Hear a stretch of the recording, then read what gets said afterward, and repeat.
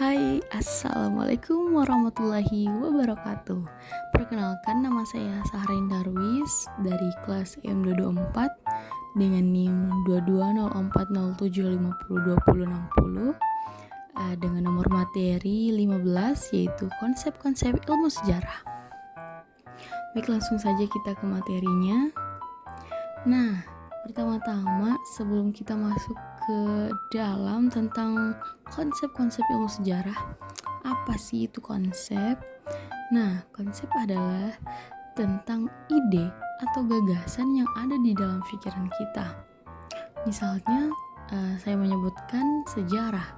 Nah, maka terlintas di pikiran teman-teman sekalian tentang masa lalu, tentang masa lampau, cerita rakyat, dan lain-lain. Nah, jadi konsep itu sangat membantu kita untuk berpikir, membantu kita untuk memahami sesuatu. Nah, apa itu ilmu? Nah, ilmu di sini saya sudah merangkum beberapa pendapat ahli tentang apa itu ilmu. Yang pertama yaitu Albert Einstein. Nah, melihat ilmu sebagai upaya memahami hukum-hukum alam yang mendasari fenomena yang teramati. Dan beberapa ahli yang telah saya tuliskan di sini, teman-teman boleh baca. Selanjutnya itu sejarah. Nah, sejarah adalah kajian tentang peristiwa masa lalu yang melibatkan manusia dan masyarakat. Sejarah mencakup penelitian tentang asal-usul, perkembangan, dan dampak dan peristiwa tersebut berdasarkan bukti-bukti yang ada.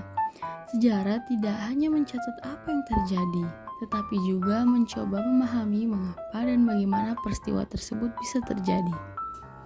Nah, jadi konsep-konsep ilmu sejarah adalah seperangkat ide dan metode yang digunakan untuk memahami, menganalisis, menafsirkan peristiwa-peristiwa masa lalu.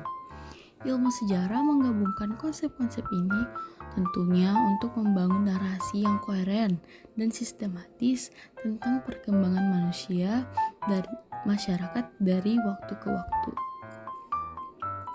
Nah, selanjutnya guna sejarah. Di sini ada 6 guna sejarah.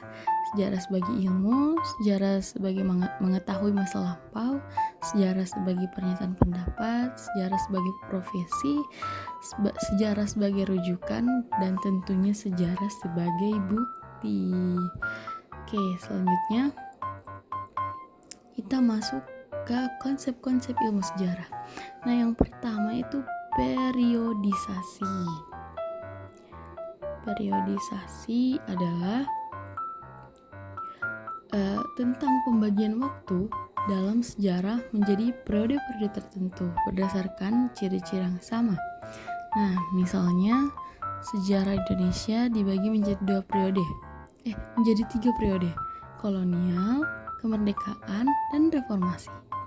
Nah, yang kedua yaitu maksudnya slide selanjutnya yaitu kronologi. Nah, kronologi ini adalah urutan waktu dari peristiwa-peristiwa sejarah. Misalnya urutan peristiwa dari penjajahan Belanda, penjajahan Jepang, hingga kemerdekaan Indonesia. Dan saya rasa teman-teman sudah memahami apa ini kronologi ya. Nah, slide selanjutnya kronik. Nah, kronik adalah catatan peristiwa yang ditulis berdasarkan urutan waktu terjadinya. Biasanya kronik mencatat peristiwa penting secara singkat dan berurutan. Misalnya, kronik kerajaan mencatat peristiwa-peristiwa penting seperti kelahiran dan kematian raja, atau peperangan atau bencana alam dalam urutan waktu terjadinya. Keempat, sinkronik. Sinkronik adalah cara mempelajari sejarah dengan fokus pada satu periode waktu tertentu tanpa memperhatikan urutan waktu. Nah, misalnya mempelajari kehidupan sosial masyarakat Indonesia pada masa penjajahan Belanda. Yang selanjutnya, konsep ruang dan waktu. Nah, ruang, tempat di mana suatu peristiwa sejarah terjadi. Misalnya proklamasi kemerdekaan Indonesia terjadi di Jakarta. Yang selanjutnya, waktu, kapan suatu peristiwa sejarah terjadi. Contohnya, proklamasi kemerdekaan Indonesia terjadi pada 17 Agustus 1945.